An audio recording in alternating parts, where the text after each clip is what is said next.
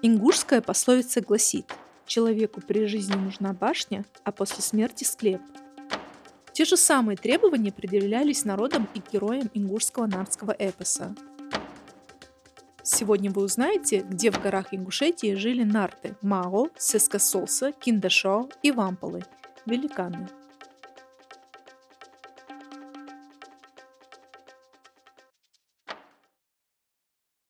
Основные сюжетные линии ингушского нартского эпоса разворачиваются в Асиновском, Чулхоевском ущельях, а также в меньшей степени в ущелье реки Арумхи. Мы сегодня с вами посетим Чулхоевское ущелье. Дело в том, что здесь захоронены как минимум 3 героя нартского эпоса. Это Гий, это Мао и Сескасолса.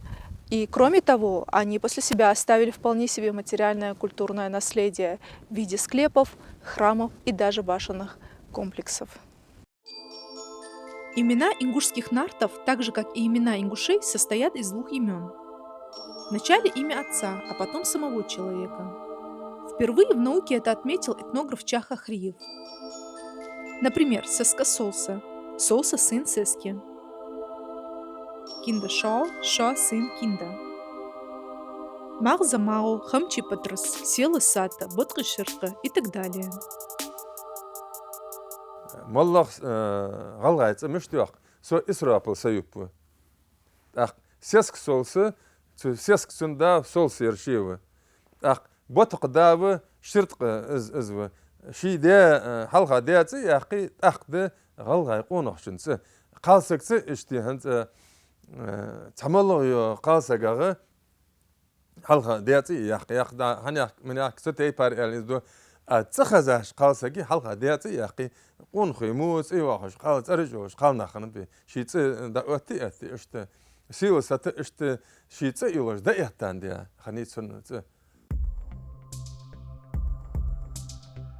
Сескасолса – одна из ключевых фигур ингушского нартского эпоса, с которым связано большое количество преданий и фольклорных культовых мест. Согласно эпосу, он родился из камня, и, по словам ученого Леонида Павловича Семенова, камни его сопровождали от самого рождения до смерти. По легенде, Сескасолса был очень сильным, и на своем коне Дуль-Дуль мог прыгать от одной горы на другую, а своим булатным мечом он разрубал камни и скалы. За моей спиной находится гора Цейлом, которую, согласно народным преданиям, в порыве гнева порубил своим булатным мечом нартский герой Сескасолса. Умирая, он встал коленями на большой камень и очень долго молился за свои грехи и грехи своего народа. Он молился настолько долго и усердно, что на камне, по словам старожилов, остались следы от прикосновений его рук и лба. Getir duqa hamaj leel der ses solsu. Hatso bas bol narta yiqiye egger duqa az naha bagwagar duqa hamaj leel der ses solsu. А вот в других сюжетах Сескасолса становится булатным, и его раскаленного закаляли в воде. Воспитывал его кузнец Жоу Бятер. В данных сюжетах мы видим с вами совсем другой исторический период – время, когда люди научились ковать сталь. Безусловно, на героях нартского эпоса в фольклористике отражались, наслаиваясь друг на друга, различные временные отрезки, социальные процессы, технические достижения, происходившие в течение длительного исторического пути ингушского народа.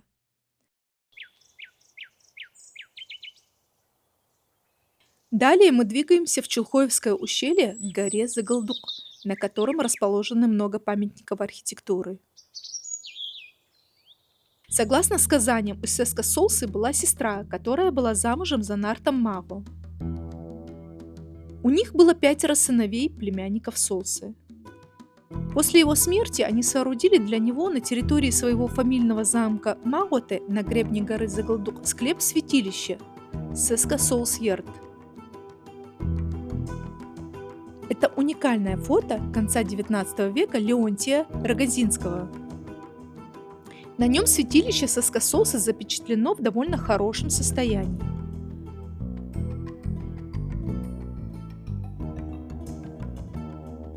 А так святилище выглядит на фотографии археолога профессора Макшарипа Мужихоева во второй половине XX века.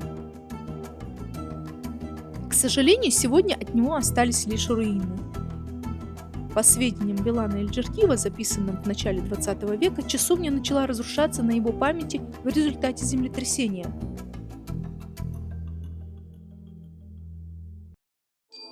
Согласно сюжетам ингушского нардского эпоса, Сескасолса мог перемещаться из мира живых в мир мертвых. Эл. Сесол да цу қоқ торвей архи дент сескоса цу қоқа масверк арс цана хидал тагадатsun yoğaç цун сордын баққа бёқцу цанаха сордын баққа бёқцу схидал цик авага цу қоқа схидиячи кач зик элла бёқцусын кач сесолса аз даим извусуш хал цун хозлоус баққа дахи цаб бёқцу سده هذا خق أرقق يعني است كاش زق هم يالش سنة بس هنا دغا دحسي جيك دغا نيس دالش مانجل دغا نانز والله خق حاج حل والله الأوخ سولسان والسن قلقو يعني ساشي تبرميتن واس الأوخ سولسان والله والسو والله إشنا هم يا سو حدو سراغ سولسا تسوس الأوخ قدر دي وعشت دولش خنو ياهش دو خماش دو سيسك سولسا دوسر Сескасолса обогатил не только топонимию и материальную культуру ингушей, но и язык. Его имя сохранилось в названиях растений, птиц и небесных тел. Солса галий, дословно сигарета солсы, так называется тюльпан на ингушском языке. Солса мекаш, усы солсы, ковры. Солса гебах, копье солсы, созвездие орла. Солса кок, голубь солсы, горлица. Известный всем родник Хоурхаст, по сказанию, выбил копытом конь со скосолсы Дуль-Дуль.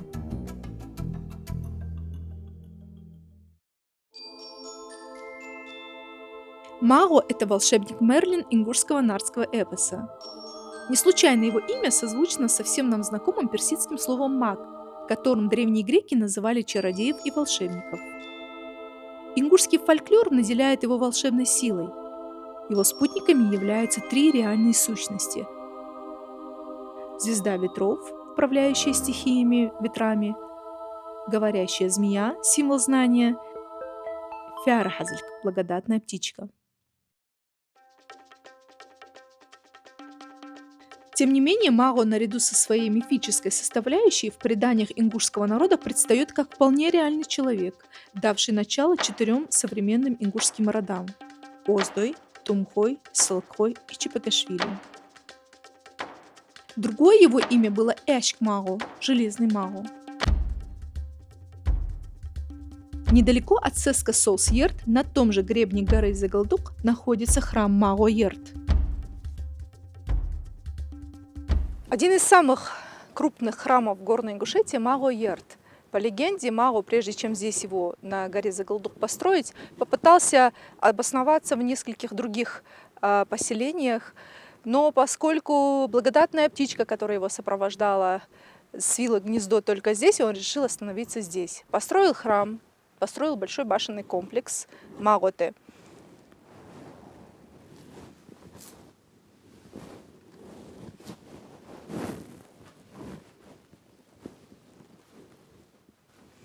Храм Маго-Ерды – один из многочисленных храмов горной Ингушетии такого типа, но он очень хорошо сохранился, хотя очень древний.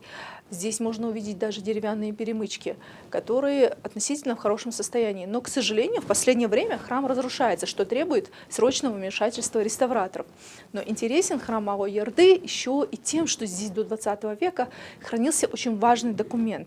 В преданиях он называется, в ингушском фольклоре этот документ называется Маго-Джей. Джей означает «священная книга». Этот Джей хранился у жителей селения Салги, которые ухаживали за этим храмом вплоть до депортации 1944 года, несмотря на то, что уже давно были в исламе. И в 1896 году передали его Вертепову, в Терский областной музей, за что у них, по свидетельствам Фомы Ивановича Гарипекина, дома хранилась благодарность от Терского областного музея за передачу столь важного документа. Но несколько страниц все-таки семья Альджашкиевых сохранила и после депортации в 70-х годах передала грузинскому ученому Геви Гамбашидзе для исследования. Ученые пришли к выводу, что это псалтырь XI века, то есть с этого периода этот псалтырь хранился в этом храме, священное писание, которое в фольклоре называется Маожей. Я иду по древней тропе, которая вела к храму Маго-Ерды. Сюда жители окрестных сел в священные праздники поднимались всем населением. Эта тропа называется дорогой процессии, тропой процессии. Процессия эта сопровождалась всегда всевозможными обрядами, церемониалом. Во главе всегда шел жрец в белом одеянии. На вершину Загалдук. Таким образом, тропа сохранилась в первозданном виде. Сюда не добралась еще, к счастью, техника. Надеемся, и в будущем она останется в нетронутом виде, потому что также представляет из себя наше культурное наследие. Фамильный замок его потомков назван в его честь – Маоте.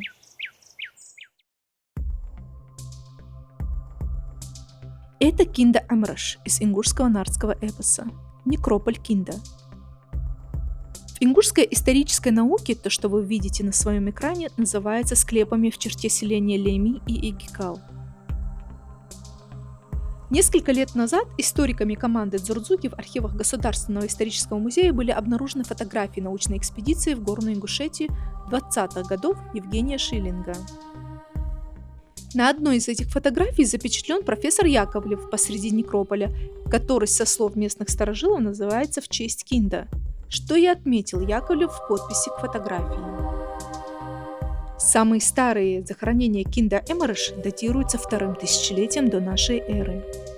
Период бронзового века, в недрах которого, по мнению ученых, зародился ингушский нардский эпос. Место, в котором мы сейчас находимся, в научных источниках называется как Кинда. Вот это ущелье, оно практически забито склепами и захоронением абсолютно разных веков. Вот в самом начале, поближе к Игикалу, здесь есть склеп, который датируется вторым тысячелетием до нашей эры. Здесь есть склепы, которые по архитектурному стилю совпадают со склепами, которые мы строили еще вплоть до 19 века. Скорее всего, вот это место, оно было местом захоронения, поэтому оно и называется Кинда Амараш, место могильников, которые тысячелетиями используются как раз для захоронения людей. Поэтому впервые здесь, вот, реально с научной точки зрения, это место было обследовано Яковлевым в 20-х годах. Дело в том, что до революции никаких серьезных исследований в Горной Ингушетии не проводилось. Более или менее серьезный подход начался после революции, начиная с 20-х до 30-х годов. Как мы знаем, и после 30-х политика государства по отношению к ингушам изменилась. Исследования прекратились серьезные. И все, что у нас есть, более или менее серьезный материал, который у нас есть как раз вот этого с 20-х по 30-й год. И вот в это самое время здесь работал Яковлев, Шиллинг, другие исследователи, и оставили нам кое-какие материалы, фотографии, исследования. Но так таковых серьезных раскопок здесь не было.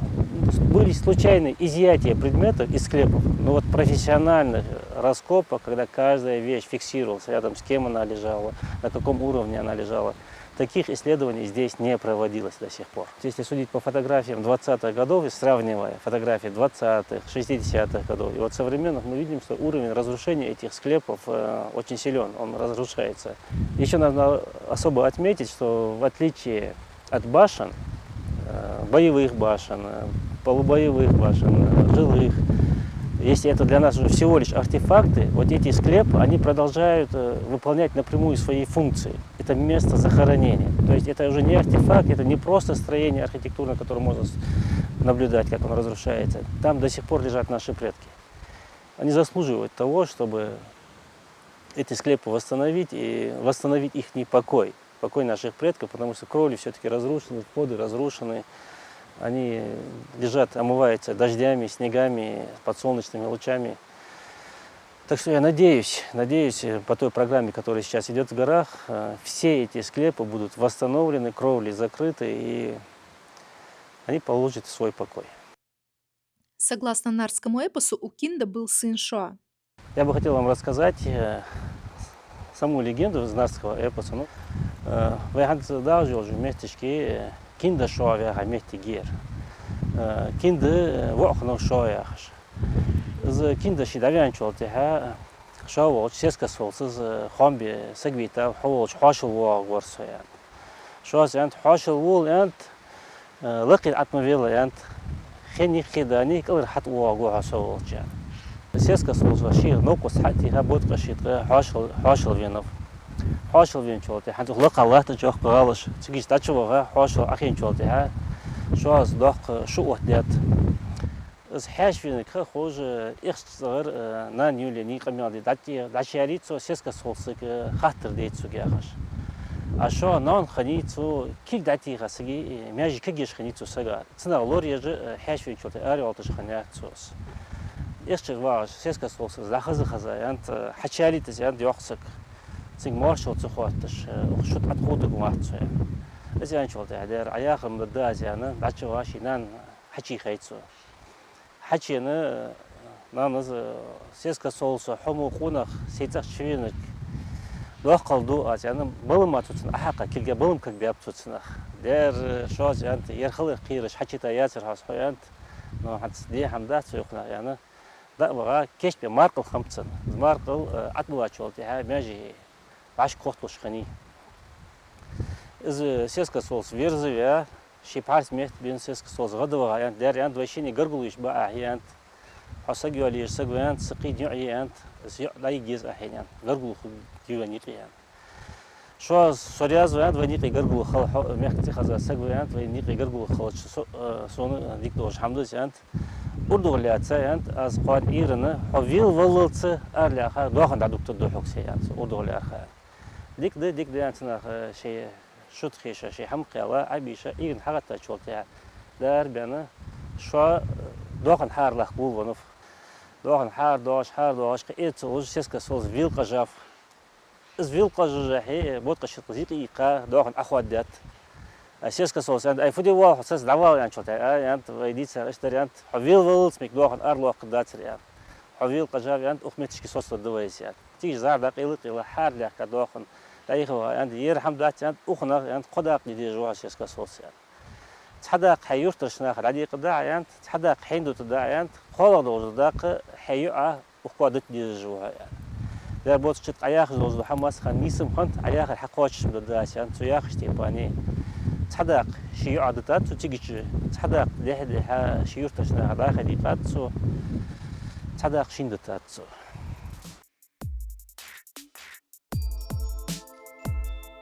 По прошествии многих поколений, согласно ингушским преданиям, именно из союза дочери Сескасоса и Киндашоа родились Таргим, Хамхей и Эги, родоначальники десятков ингушских фамилий.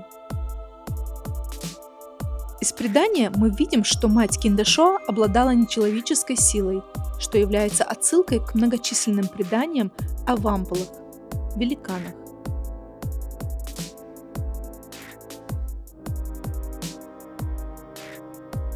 Великаны из нарского эпоса ингушей, несмотря на свои размеры и могучую силу, были добрыми и бесхитростными. Единственным оружием, которое они использовали, когда выясняли отношения между собой, были деревья чинары. Вампалы питались камнями, а масло добывали из земли. Согласно преданиям, именно великаны с помощью гигантского плуга вырезали в плоской земле Асиновское ущелье, а кони их были настолько большими, что ели деревья как траву. Как и в греческих, в ингушских легендах встречаются и одноглазые великаны, циклопы. О них сообщил исследователю Баширу Далгату столетний ингуш Казбек Буражев. Другой исследователь ингушского нардского эпоса Анна Кузнецова отмечает, что ингушские великаны входят в число самых интересных персонажей мирового фольклора. И не каждая мифология знает настолько развернутые и красочные образы великанов. Случалось, что нарты женились на женщинах-вампалах, имевших средний рост, но происходивших из рода великанов. От таких браков рождались очень сильные люди. Именно одна из этих великанш, Вампал, и была матерью Кинда Шоу, жена Кинда. С появлением хитрых и коварных людей, которые умели обманывать, великаны ушли высоко в горы, а потом и вовсе перестали существовать. Последние великаны погибли в местечке Эрш в Асиновском ущелье. Этнографы ингушеведы XIX века отмечают, что в некоторых храмах хранятся огромные берцовые кости великанов, которые ингуши выносят на свет, когда наступает продолжительная жара, и только кости вынесут под открытое небо, как начинаются долгожданные проливные дожди. بقدس هذا سهم رياض واتسو سو دياشو تعتتو عشان وشلا أورش تعتتو عشان أخفتها عملتها غير أو سيجلدي خات سابر دشة شيء سقالسك يولوجي وامبلش تن ديردوج نخ عربي سقالسك إيش تن ديردوج خني تنس ولجو معسك تن ديردوج خنو وق فد ملت إيش تو يودي واشي أنت قبسها خن بحثش اسقال سجي اسمع سجي سحاق مع سجي ما اسقال سج شوي القوسش خني صار تو وامبلش تنا هات قدعه وقت أدنوشي أنت تو وامبل تنسق وقز صلوا الدرشي شين تحقق جوز أنت واعج واسك يسك شيء قرد عياق واعج نجح سنة شيء كوت والر نيسلو يا بندرشت لردو عدشي بندرشت قال لردو عدشي اس فتح يعني مخاطلع شيك أنت ظلم ضد عشي إزواج أنت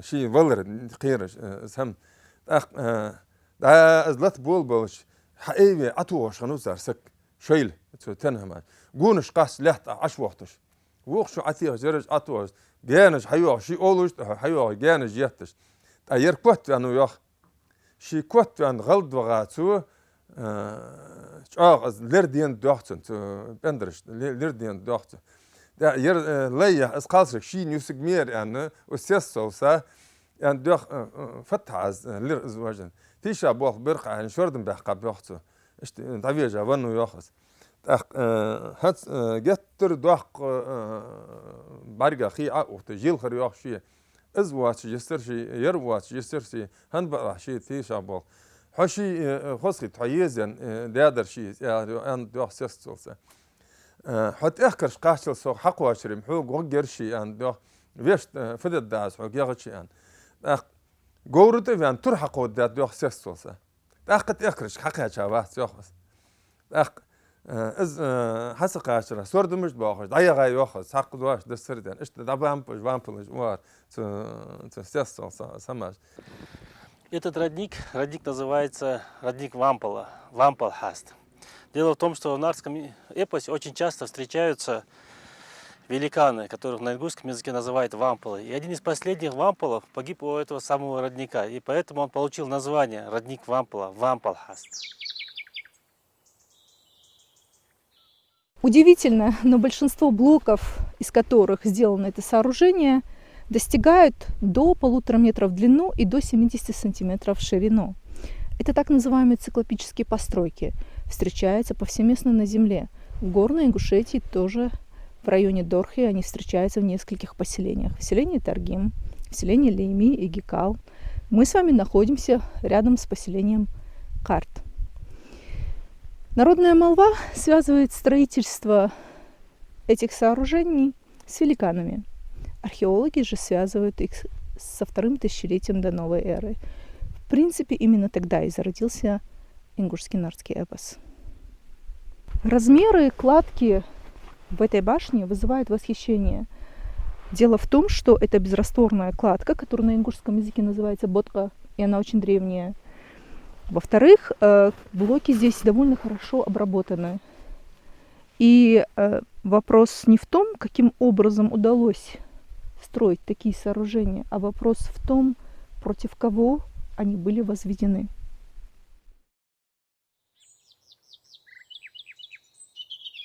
Но ошибочно будет утверждать, что герои нарского эпоса связаны только с горами. На равнине также можно обнаружить множество топонимов, связанных с ингушским нарским эпосом. Именно здесь, на этом известном кургане Ачмацборс, согласно народному преданию, несли дозор 3 легендарных нарта, охраняя ингушские поселения от набегов кочевников. Ломанха, Нарт Орцхо и Нарт Нясар.